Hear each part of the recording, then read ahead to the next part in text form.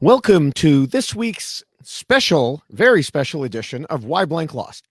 I'm David Bloomberg, and I've been watching Survivor for 20 years. With me, of course, is my co-host Jessica Lewis, who has been watching Survivor for 20 years. Yes, okay. Crazy, right? Yes, I know. And we are here today as part of the special series on Rob Has a Podcast during the off season, looking back at various episodes of the show that we've loved for 2 decades. Mhm. 2 decades. Earlier this week was Know-It-Alls, The Wiggle Room, and the B&B, and now we're here to wrap it all up. That's right. It's been very interesting to be going back in time watching Survivor versus watching Survivor now as it happens. It's crazy to be doing, but I love it. Yeah. And now under normal circumstances, each week, we look at not just what happened on TV, but also CBS All Access clips, which didn't exist at the time, social media, which didn't exist at the time, and interviews, which we do have. And this time I also have a special source of additional information. Ooh. I like it. Yeah. We examine how the player who was voted out did in comparison to rules I originally wrote way back after season 1 and have been modifying ever since. Now, regular listeners know I say that every week, but let's go back and parse it. I created these rules after season 1. Mm-hmm. That means we're judging Sonia against guidance that didn't even exist at the time. Right. Even more, like I say, I've been modifying these rules for 2 decades now. As we start moving through other seasons, as this off-season project goes on, I may try to go back and see what the rules were like at the time compared with how they are now. But Sonia had only her wits to go on, and so many of these players really didn't know what to do. With all that said, anyone who wants to check out the most recent version of the rules can go to robhasawebsite.com/blog/survivor rules, or you can get the shorter and much more colorful version of the rules in poster form at there it is at tinyurl.com/davidrulesposter2. Yes, and they are only $20, 11 by 17 frame, fits them beautifully. If you are outside of the United States, I know I've said this before, but I can certainly make arrangements with you. DM me through Twitter, and I can send that out to you wherever you may reside. So if you are outside of the United States, we can make it happen. Yes. Now, in addition to the poster, we also have another way to get the rules so you can always have them with you. And that, of course, is T-shirt form. Mm-hmm. Just go to robhasawebsite.com or robhasapodcast.com, click the merch link at the top of the screen, and then, sort so the new items are first. The shirts will be right there. We have both men's and women's T-shirts available. Yes, so you can hang it on your wall and you can wear it on your back. Good stuff. Just make sure you do the right thing with the right item. If you hang your shirt and try to wear your poster, you can hang the shirt. Wearing the poster is going to be tough, and those thumbtacks going into your shoulder blades might hurt. Yeah, and you might be exposing too much for the world. So just make sure you do it the right way. True. You could get like those double poster boards, those. Oh, that's a fun idea. I like that. That's good. But then make sure you get 2 posters. Or just get 1 T-shirt. Anyway, moving into this episode, I figured that I've watched it at least 3 times prior to this week. Mm-hmm. But there were still things I didn't remember, even if I might have written about them before. And some of these are topics I want to discuss before getting to the rules. To start with, it's interesting to me that Richard was doing something at the very beginning that today no sane player would ever do. Mm-hmm. And if they did, we would be screaming at them. He was sitting there on his tree perch telling everyone they needed to all talk before going off in different directions. He was right, but he also stuck out like a sore thumb. Mm-hmm. It was, clear the others didn't want to work that way. So once they overruled him or ignored him, he needed to be flexible and go with it rather than debating with Sue further. Like he said in confessional, he thought he had the $1 million check already written, but it's that kind of cocky attitude that makes people hate your guts. So he really needed to find a way to get past it. But it totally worked for him. And yes, it did. That's the unfortunate part about all of this, is that we know what the result is. Right. So It's interesting to watch it and wonder, was that the best move for him to do? Mm-hmm. Clearly it worked out in the end. But yes, if we had no idea who won the season, just watching him in that moment was a little bit like uncomfortable and cringy, because clearly he's, as you said, giving orders, sitting in the tree high above them, and kind of trying to delegate. And it was an interesting thing to see him with what he was trying to delegate. It wasn't like he was trying to delegate work. It was this strange, like, let's discuss why we're all here and what Well, the remember, purpose of all of this is. It was an yeah. interesting conversation to even start with a group of new people on an island like that. I mean, remember what his job was, and I don't remember exactly what his job was, but it was like one of those people who gets people together to talk at businesses. Mm-hmm. You know, like quality management or something like that. I believe that's what his job was. So he was just lapsing into that role. Mm-hmm. But I did love the fact that he was so confident in himself, that Mm-hmm. he had a willingness to do that, because I do think old school Survivor was more acceptable of someone taking charge. And now nobody wants to be seen as a leader. Nobody wants to take control. So Mm-hmm. I do feel like it's a little bit different, because I think in previous seasons, if we look in past seasons, there hasn't been as much issue, I think, with someone who's willing to step up and kind of take a leadership role. Whereas now I do feel like people shy away from it. I think if you went back and looked, you'd find that they started shying away from it or getting punished for it a lot sooner than you remember. It's quite possible. I'm Yeah. thinking like Tom. Tom was he was very much in a leadership role, and he ended up winning his season. But I feel like that was a long time ago. Yeah. Maybe I'm wrong. I mean, there's always going to be exceptions, but Sure. I think that people just quickly realized, oh crap, I don't want to be a leader here. Yes, I do. I do Yeah. think that they realize that for sure. So, now also as I was watching the episode, I totally forgot that Richard voted against Stacy, not Sonia. Mm-hmm. And, in fact, the man who is now known as the father of alliance building was completely alone in the very first vote. I know, and I'm curious about that, because I almost feel like there was a method to his madness. Obviously, he was close with Rudy and wanted to, I think, really work on that relationship. But at the same time, he seemed to have a relationship forming with Sonia as well. So I don't know if there was some method to that. Maybe he didn't want to hurt Rudy by voting against Sonia, and also didn't want to vote for Rudy, so he threw his vote on Stacy. But it was interesting to see that he was the only one that was kind of kept out of that first vote. Right. Now, looking back to the article I wrote, looking at episode 1 in retrospect. So what happened was this season aired. Okay. And then CBS put it up against the Olympics, because you're not going to put your new programming up against it. So to kind of build off of all the hype, they ran it day after day up against the Olympics. And I wrote a series of articles at the time called, Survivor in Retrospect. So we knew what the outcome was, and now we were looking back at it.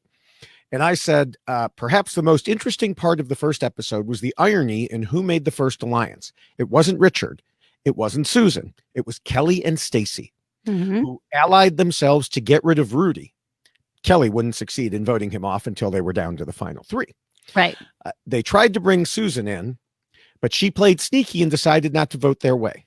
Kelly would be the one who later decried the Tagi alliance led by Richard, the one who felt it was immoral, the one who tried to break from it. Yet Kelly was playing the alliance game before anybody else. To me, it only made her later protestations that much more dishonest than I already had believed them to be. So that's what I wrote back then. Look at you. Yeah. So as you can see, even then, I wasn't a fan of hypocrisy, and I was a fan of strategic thinking. So some things never change. Well, so that's good. I love that you can go back into your little war chest and pull out all of these old things that you wrote way back then. Yeah, we'll be doing a lot of that, I suspect, as we go on. Wait till we start talking about next week. Oh my goodness. Yeah. Yeah. So yeah, you had that situation. Then similarly, we should mention that Sue was really the first person to blindside an alliance, because Kelly, Stacy, and Sonia thought she was voting with them against Rudy. Now, and that was something too that I was curious about it, and I know that Stephen and Rob discussed this too. When the idea of a tie, Mm-hmm. what would have happened in that particular situation? Do we have any idea as to what the rule was back then with a tie? Come on, Probably reach into rocks. your war chest. Come on, Probably rocks. I don't but know. if you remember Oh no, you know Australia, what? Tie went according to the number of votes you had had. So yes, they and must have that had a tiebreaker. They must have had that. I'm sure they thought of that. I was because I remember that specifically from Australia where Mm-hmm. they would go look back at who had more votes cast against them and that person would end up going home. Right. Now I don't know what they were doing first season right out the gate, but they could have very well had a tie if Sue hadn't Right. have flipped. Right. Well, if Sue hadn't flipped and Richard had voted with the rest of the guys. I'm looking at my No, no, no. votes. No, because it was a three. No, it was you're right. There was 4-3-1. 7. No, wait. There's 8. Yeah. It was 4-3-1. So 4-3-1. if Richard had voted with the rest of the guys, is what I'm saying. And Sue hadn't flipped, it would have been 4-4 guys against the girls. Mm. Anyway, So, yeah. now that we're learning how to do math. That's Can right. I just say I know that you're going into your war chest and you're looking at all of these crazy components of what Survivor used to be. I am fascinated just by the simplicity of it all. And this is why I love Borneo so much, because it was very simple and it was so new and raw, which I think is incredible because really these people did create the game that we now all know and love. It started here and they really set the stage and did a phenomenal job. Because if you just look at how these people played a game that nobody knew anything about from day one on the beach and were strategizing and coming up with alliances and all of these crazy nuances that nobody even thought would occur. I mean, I think CBS walked into this not knowing what to expect and got everything they ever wanted and more. And now we've got 20 years of it because this season was so phenomenal. So phenomenal. Yeah. So and they got to wear sunglasses. Okay. I'm a little bit jealous. I'm a little bit jealous. Got to bring their ukuleles. I know. All kinds of good stuff. Yeah. So, yeah, just the other thing I wanted to mention was, over on Pagong, we had the first appearance of the beach people versus the shelter people. Essentially, BB was chief shelter person, of course, working his ass off, getting mad at everybody who wasn't, which was pretty much everybody. Refusing to listen to Gretchen explain why it was such a bad idea to burn himself out like that. But those two, speaking of burning, also started the first fire ever on Survivor thanks to his bifocals. Which I didn't know were modified. Apparently. I just learned that today. Yes. It's amazing what you learn. But yes, sneaky. Very sneaky and ingenious that he considered that and thought of it. Now I think CBS would probably be on to if you did something like that. Who knows? I think people have, snuck certain modifications on anyway. Yeah. But yeah, I don't know. Did you have anything else that besides the simplicity that you mentioned? I love that. It because it was so new and because it didn't seem as not that it's scripted. And I know that a lot of people claim that CBS has scripted Survivor. And that's not happening. It's not scripted, but it just seemed because it didn't necessarily follow the production that we now see with Survivor. And I miss that component of it being just so kind of simplistic that people are literally just getting, like, I'm going to say interviewed on the beach when they're just standing there and people are behind them and they're being asked questions from production. And it's just really, there was something so just fun about seeing it all kind of develop and what it has turned into. But I know I'll stop reminiscing, but I love it so much because it's really great to see. It was really great to see. Do you wish you had a gong to hit as you were walking into every time? I know. I am happy they got rid of the gong. The gong was weird. And also the chest of money. Can we just talk about that for a second? Oh, yeah. I totally forgot that there was a chest of money, which I can only imagine was just a prop, obviously. But sitting there in tribal council, like that was supposed to have some effect on the voting. And I will say this too, since I'm talking about tribal council, the fact that Jeff asked maybe 3 questions, at least what we saw, and everyone kind of talked over each other, and it didn't really seem to progress into anything. And then Jeff was like, "Okay, time to vote." Yeah. So it's certainly that part of the game, I think, has changed so much. All of it has changed, but I think now tribal council is used much more efficiently, and also to influence the game in kind of a backhanded way, where Jeff is asking very leading questions and is bringing out information and making people think and respond. Whereas back then it was like a bunch of people sitting around a campfire going, yeah, no, we've been on the beach and things are tough. Yeah. It was really interesting to watch. Yeah, definitely. So, all right, well, let's move on to the rules.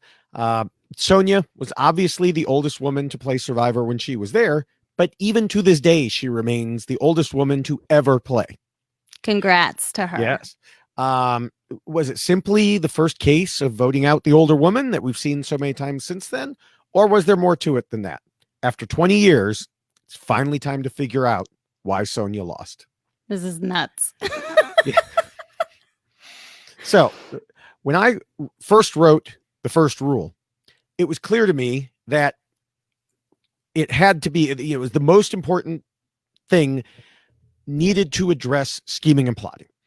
Of course, this was after the whole season was over and we had seen what Richard accomplished. Even he didn't seem to realize how important it was in the first episode, as I mentioned. But as we just discussed, there were a few people who realized the power in numbers. Sonia said in her interview with Josh in 2017 that she was approached by Sue with a plan to vote out Rudy, but she admitted that looking back, she didn't make the right strategic moves. Instead of jumping on board the plan as most people would do today, she instead replied that she was to blame for losing the challenge and said she'd be voting her conscience. Which I've talked about multiple times on this podcast. You can never apologize for the performance, because once you say I'm sorry, then people go, oh, you're the one that we can blame for anything. It's not even just your performance in the actual challenge, but voting. As soon as you say I'm sorry and start trying to explain why you did, and I can say this because this is exactly what happened to me, that just puts more fuel on the fire and gets more people looking at you. And she fell into a very real human moment where I'm sorry for my performance and what I caused to have happen in the challenge, which is what any person should do, except when you're playing Survivor. When you're playing Survivor, that's not what you do. Yeah. And then this whole thing about voting her conscience, I suspect that her conscience was telling her to vote against Stacy, who hadn't been doing much around camp at first and who had told a guide before the game even started that she didn't need to learn to build a shelter because someone else would do that for her. And that statement rubbed Sonia the wrong way. But as Sonia recounted in her recent interview with Dalton Ross, Stacy started working hard that last day, which made Sonia decide it was okay to vote against Rudy with the rest of the women, or so she thought. And I think it's interesting too that if I'm remembering correctly, didn't she have the conversation with Rich regarding voting out Stacy? Is that where that came from? I feel like he talked to somebody at some point, because all of a sudden he was talking about how Stacy seems to be the individual that's being targeted, and I feel like she might have been involved in that, but I could be misremembering. Could be. I can't remember for sure either. So if she was, at least then she was scheming and plotting. She was having strategic conversations. Yeah, sort of. Give her some credit. Yeah. Now, we move into the second rule, which says not to scheme and plot too much. And clearly this wasn't a problem for Sonia, since we just discussed how she wasn't scheming and plotting enough. No, but she was forming relationships. I know we're going to get there, which I think could be part of her scheming and plotting, is she wants people, that. But she didn't do it too much. That's for sure. She did not do it too much. Yeah. Which means we can move pretty quickly to the third rule, which talks about being flexible. Now, we discussed how Sue approached her with a plan, and initially she wasn't sure about it, but then she did come around and vote against Rudy. So I think that shows a bit of flexibility, if a little too late. Yes, and I'm curious too how that conversation ended up ending. If at that moment when the conversation was let's vote for Rudy and she seemed to waver, I don't know if she ever went back and talked to Sue again because Sue clearly ended up not voting with the women. Right.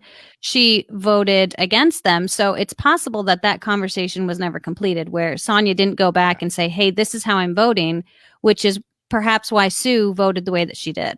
Yeah, I very strongly suspect you're right. That, yeah, there wasn't this Very concept. strongly suspect I'm Yes. right. Yes. There was, I mean, I can't say for sure, but I mean, the concept of a check-in had not been invented yet. Right. So, yeah, she had a conversation with Sue. Sue said, we're all voting this way. Sonia said, well, I don't know if I am. And then she decided to, but probably never circled back to say, oh, by the way, I'm with you guys. Right. Now, on a different topic, I do want to make note of Rudy's famous saying, I got to fit in, not them. You know, there's more of them than there is of me. Which was a perfect example of being flexible. I'm pretty sure that quote used to be in the rules, but when I went back to look at the most recent version, it's not there anymore. I may have taken it out when I shortened the rules to move them to Rob Has a Podcast. Yes, that's right. I shortened the rules, Jessica. You know how long they are now. I wasn't even going to say anything, but my God. Yeah. That's incredible exactly. if you shortened them and they're still. Oh, yeah. I shortened them significantly. 28 pages? I don't know. Yeah. Well, on the website, I think it's 10, but, you know, they're long. I get the elongated version, then I guess. Yeah. I get the shortened, elongated version. Right. So, all right, the fourth rule tells players not to let their emotions control them. I do think there was a bit of a problem here for Sonia in two ways. First, she was in an emotional position by taking the blame for the challenge loss and basically admitting it would only be fair to vote her out. Second, she was upset at Stacy because of her comment that we mentioned about not needing to know how to build a shelter. And that combined with Stacy not doing much around camp was causing her to apparently lean towards voting against Stacy instead of voting strategically. Now, we just talked about how she changed it, but that's the way she was leaning when she had that all important conversation. And I think both of those were emotional in nature. Yeah. And I think that it fits really. If we just look at this moment that they're all engaged in, right? And nobody knows how this game is actually going to develop and how to actually play the game. So again, she's being very human. And so I think all of her responses were very genuine and made sense. But now we have all of these rules that David Bloomberg has created for anyone who watches Survivor. And you know that that's the wrong response to have. But I think for Sonia, it was very genuine. And she was looking at it from a perspective that I think it was surprising, honestly, to see so many people come together for the first vote because they figured out very quickly that's what they needed to do. Yeah. And, you know, and so it wasn't as emotional as you would expect it to be, that there was more of a thought process that was going into it. But initially, yes, I do think that she was, unfortunately, the quick decision was that emotional response as opposed to the strategic one. Right. So we can move on to the fifth rule, which is all about the social game and reminds players that they need to pretend to be nice. In Mark Burnett's book, Survivor, the official companion book to the CBS television show. So this is the lovely additional information here. Got props. Well, not just props. This was an information source. That's true. I opened this book and I had highlighted portions. Now, I have no idea why certain things were highlighted. Like, I opened it up and I'm reading about the first few days. And there's one part that's highlighted that says, but when BB attempted a coup upon seeing Gretchen retching, then attempted his coup. That's all that's highlighted. First of all, kind of poor writing by Mark Burnett talking about, you know, that sentence is terrible. Maybe I was highlighting terrible sentences. I don't know. Honestly, that's what I was thinking. You were going through doing grammatical changes to the book. Well, okay, that wouldn't surprise me. But That's I was fascinating. like, why on earth would I have highlighted that? I'm looking to see if there's anything else. Maybe I bought a used version and someone else had highlighted it, but I don't think so. Oh, I When also did you actually highlighted, buy it? I think I bought it right after the first season when it was Okay, new. I so think it was new. then I And I doubt also, you bought a used right, version. right. I know. That's what I'm thinking. I also highlighted skinny dipping together. That's it. That I not the rest of the sentence. Just It was a skinny dipping reminder for together. you to go back and watch that scene again. Well, yeah, it wasn't even a scene. I don't think it was. Yeah, I mean, those are like the only two things that were highlighted in the first chapters. This could Now be a here's whole podcast, just us discussing why you yeah, highlighted certain random yes, things in a book. yeah. Here we go. The bond of greed. Okay, You that was highlighted another. that? Yes, I highlighted that in a different color. These are in orange now instead of yellow. Wait, whoa, time out. You have multiple colors of highlighter That's throughout the book. apparently. I don't know. I mean, that's what it looks like. Is there like a color code? Is there like a There's no key code. anywhere? I have no idea what this is. Maybe I was sending a message to my future self, but I have no idea what it is. That's fascinating. I like this. It goes on. The next one is overhear crew dialogue about other castaways' behavior. Overhear crew dialogue of other castaways' behavior. Yes, so it was talking about Stacy being manipulative and trying to do that. But I didn't highlight the whole sentence, just those words. I have no idea. Do you know what I hope? I hope one of your sons took this book just to mess with you and just randomly highlighted stuff. So years later, you'd be sitting on your podcast going, what the hell was I thinking? Why did I highlight that? Here's the next one. He locked down, boom down. What? Maybe I am highlighting the bad sentences here. He locked down, boom down. I think that's exactly what's happening. Or your children were messing with you. Each one is a great reason for highlighting. Yeah, but the different colors, though, that throws me a little bit. The yellow must have just run out, and I ended up with, going to orange. But okay, so we've gone far afield here. I'm sorry, everyone. We got a little distracted by Bloomberg highlighting. Yeah. Okay. So that's incredible. Yeah, I should auction this off, and the winner can try to figure out what code I'm sending. That's amazing. Anyway, by the way, we're in Rule 5, and we're talking back about to the rules. And so the reason I talked about the book was that Mark Burnett said on day one, Sonia was the emotional heart and soul of the tribe, and no one disliked Sonia. I've heard very great things about Sonia, that she was very well liked. Just, I hate to use the term like motherly, but that she really was, and I've said it before, she's genuine responses, seemed like a genuine person, certainly didn't have to pretend to be nice. She sat there playing her ukulele and singing songs. I mean, come on. How can you not just appreciate someone who does that? Yeah, well, you may have hated to use the word motherly, but Mark Burnett said that she was playing the part of the lovable, benevolent grandmother who entertained them, hugged them, and made the island more like home. Yeah. That's a fine thing to do. If that's where you fit, and that's where you're going to, that's your role, and you want to step into it, great, because it would have worked for her, I think, but for other reasons that we've discussed and we'll continue to discuss. But yeah, I mean, that was her lane, and she found herself in it, and that's what she went with. Yeah. Now, I do have to note that Sonia told Dalton Ross that after an incident with building the shelter where she had told the guys to do something and they ignored her, but then when Kelly told them to do it, they listened. She decided to pull back. She said, they're going to find out who I am with time, so I'm just going to be in the background and do the work that needs to be done, and so forth. And that was a mistake. I pulled back. And so sadly, they didn't really get to know who I was.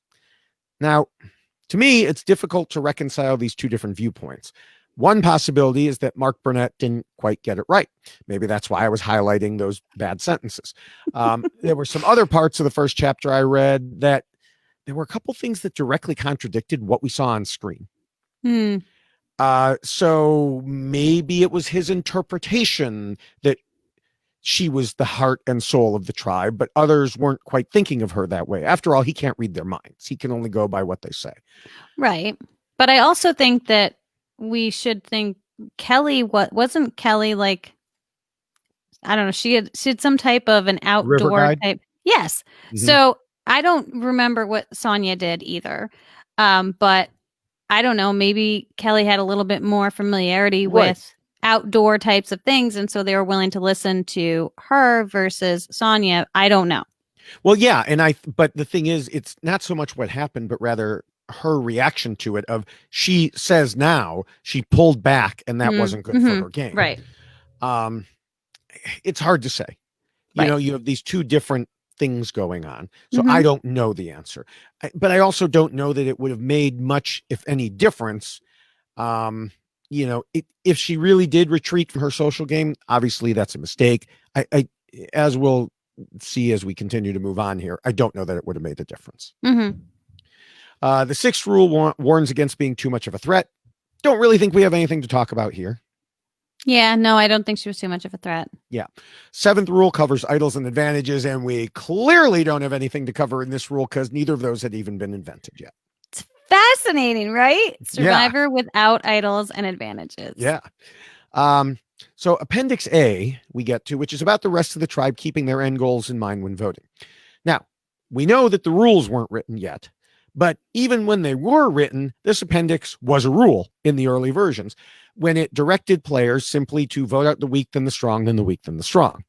Mhm. Sonia clearly was targeted due to perceived weakness, especially in that first challenge.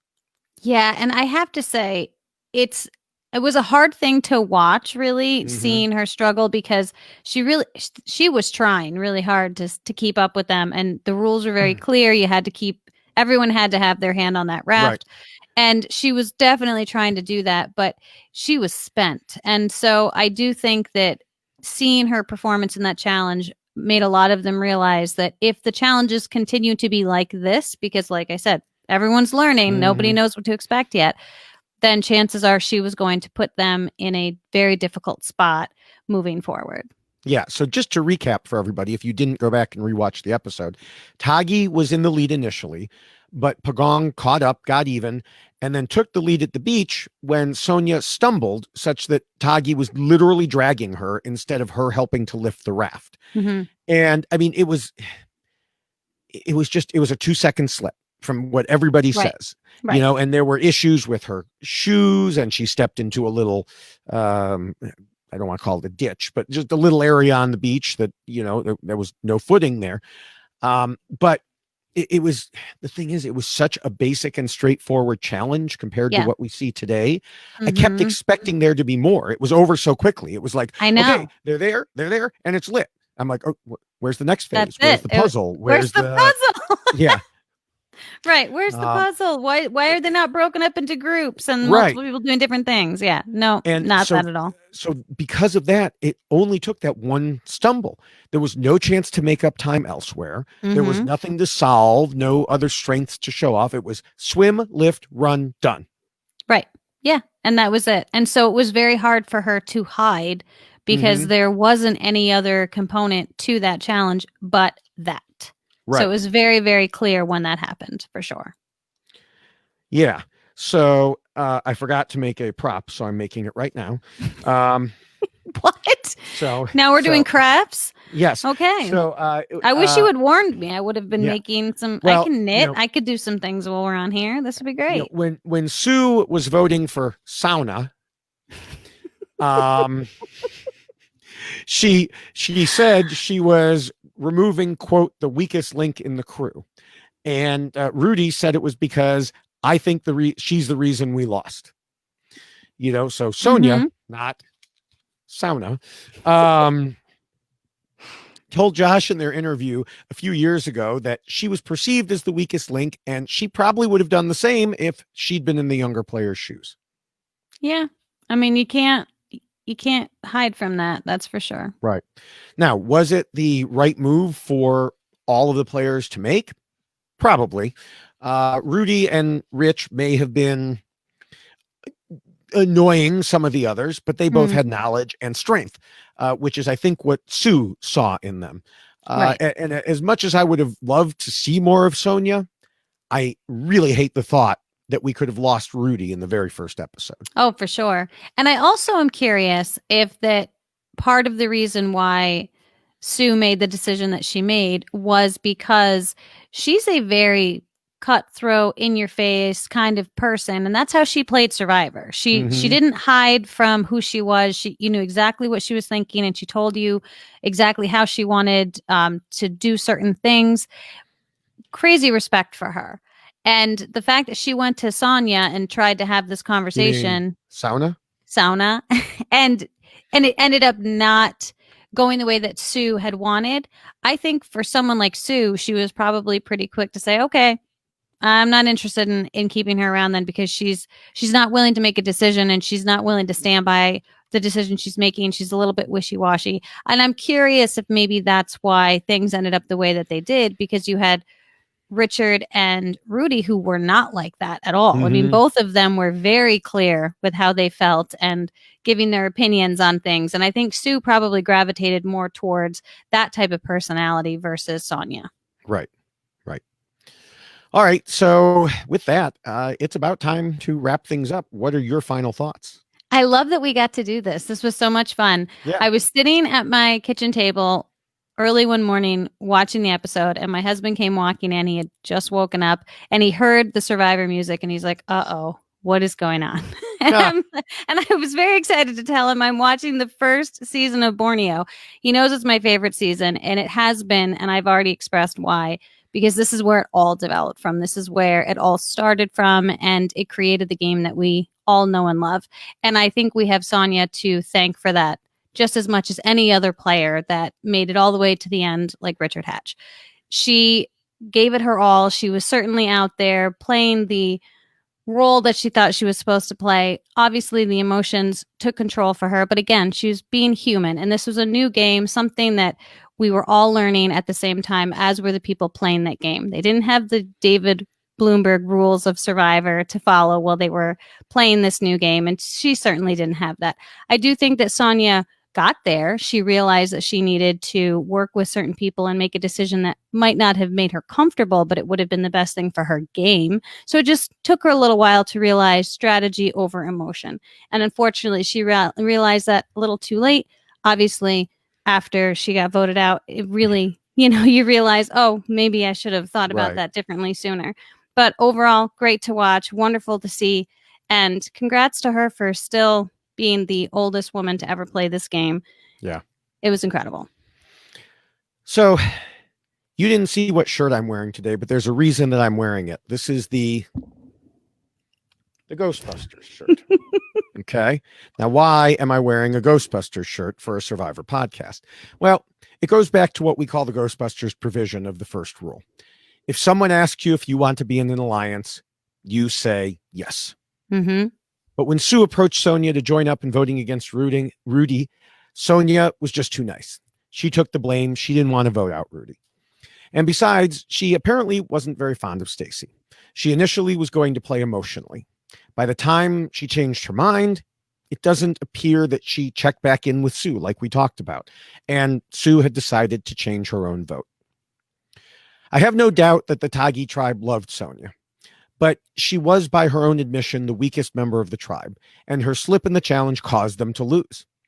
In a classic Rudyism from Mark Burnett's book, Rudy later said, "It's like when you've got a great dog that's sick. You don't want to put it down, but you know you have to." They had to vote out the weak for the good of their tribe. Even with an attempted alliance that would have kept her around, she accidentally nipped it in the bud. In season 1, and especially episode 1, there were no rules written yet, no guidebooks to go by. Each player had to figure it out on their own. Some banded together, others played emotionally. One would eventually go according to the alphabet.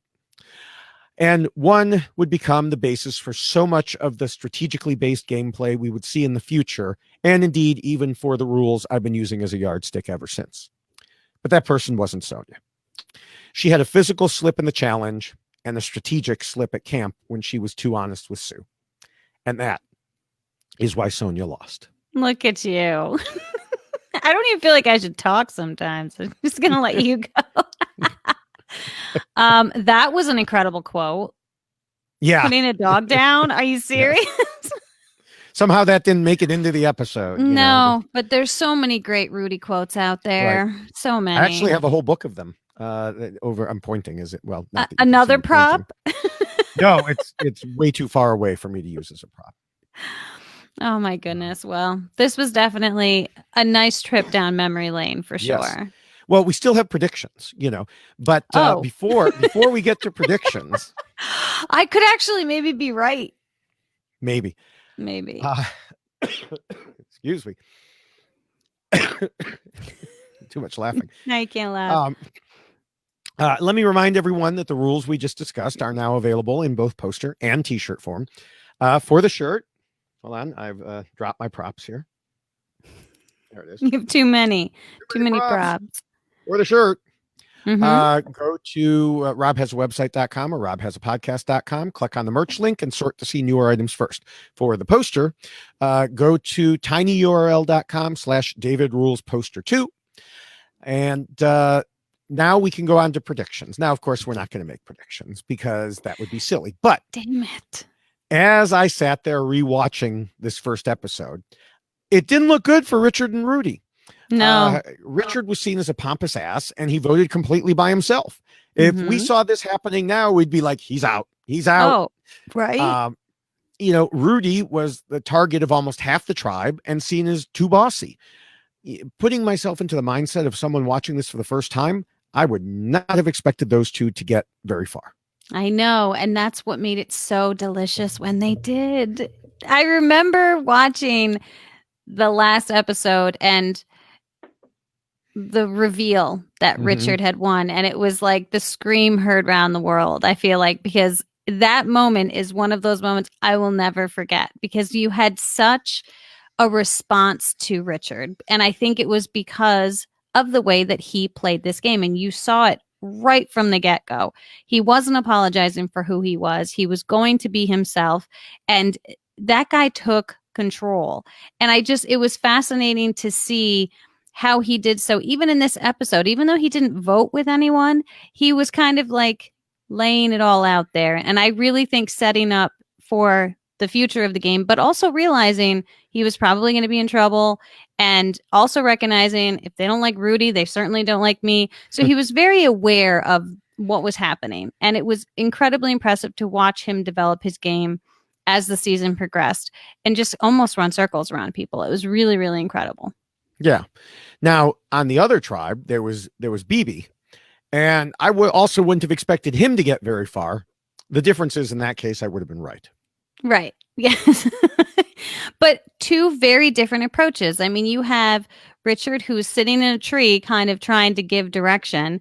And then you have BB, who is actually doing all of the work and getting agitated with people who are not doing the work and saying things to them about their lack of work. And it was a much different approach, that you can be headstrong in two different ways. And for whatever reason, Richard was able to utilize the way that he was presenting that in a fashion that got him obviously to the end and to win the game. Whereas BB, not so much.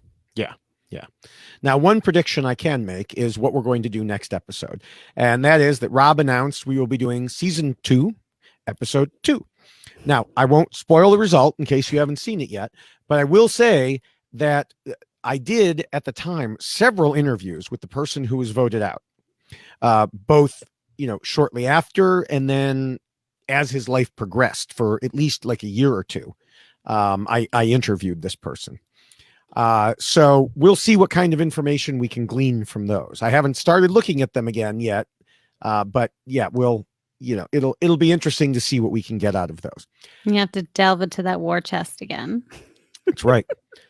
Now, as we wrap up, I want to encourage people to check out the RHAP patron program at robhasawebsite.com/patron. Once you join, you'll see that Rob does at least 9 patron-only call-in shows a month, plus weekly Q&A show with Nicole, plus patron trivia, plus who knows what else.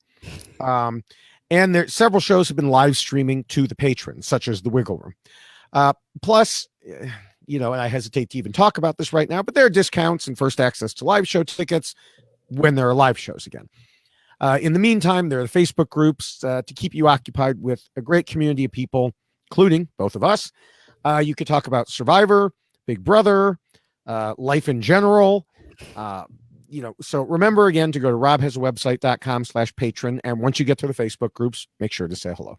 Yes, it is a wonderful group of individuals who clearly love all of the same things that you do if you become a member. So if you haven't, you certainly should. And then, yes, there's a world of things that you can talk about and people who are very willing to talk to you about those things. So all things Survivor, Big Brother, everything else under the sun. It's a great group of people. You should definitely join. Okay. And how else can they communicate with us? Oh, I always forget about that, don't I? So those little, names below each of our pictures on our new format here. I know, isn't that crazy? So on Twitter, you can follow me at Jessica Lewis 89, and you can also follow David at David Bloomberg. You should follow us both. We do live tweet during the episodes when Survivor is actually on the air, but then we also post throughout the week about all kinds of random topics. So you should definitely follow us both at Jessica Lewis 89 or at David Bloomberg. Yes. Now it's time for a hashtag. And I have a hashtag. Highlight? No. Well, we could do that. I had hashtag sauna. Sauna, I like it. Sauna. That's great. Oh, we could do hashtag coughing attack here. That's okay. It happens. All right. Hashtag sauna. I like it. And of course, there's the hashtag for this podcast overall, YXLost. Mm-hmm. Make sure you're subscribed, everyone, to all of the RHAP Survivor podcasts at robhasapodcast.com/survivor or on your favorite podcatcher. We are also on the reality TV RHAP Ups feed. In both places, you can find great content. I know for sure that the Wiggle Room and the B&B will be doing the same thing we are, going through each week. So you'll want to make sure you're subscribed so you get all of those and, can follow along as we go week to week. Excellent. And we also need to say thank you so much to Scott St. Pierre for all of the wonderful editing that he does on both the video podcast and our audio podcast. And also thank you to Will from America, who does the wonderful song that you hear on the audio podcast. So thank you to both of those fine gentlemen for all of the great work they do for Why Blank Lost. Yes. And thank you, Jessica, for another great week. We have basically not had an off week. We had the end of the season. We did the Q&A show. And then we had an extra day before we record, a week and a day instead of just a week before we recorded this. So yes, my entire family is confused because they're like, wait, what? You have another, why are you doing a podcast? There's Survivor's over. What are you doing? Yeah, very I know. Confused. So. Yeah. So, but we will, and we will be continuing, like I said, next week with season 2, episode 2. And so we will see you next week for another blast from the past. Bye.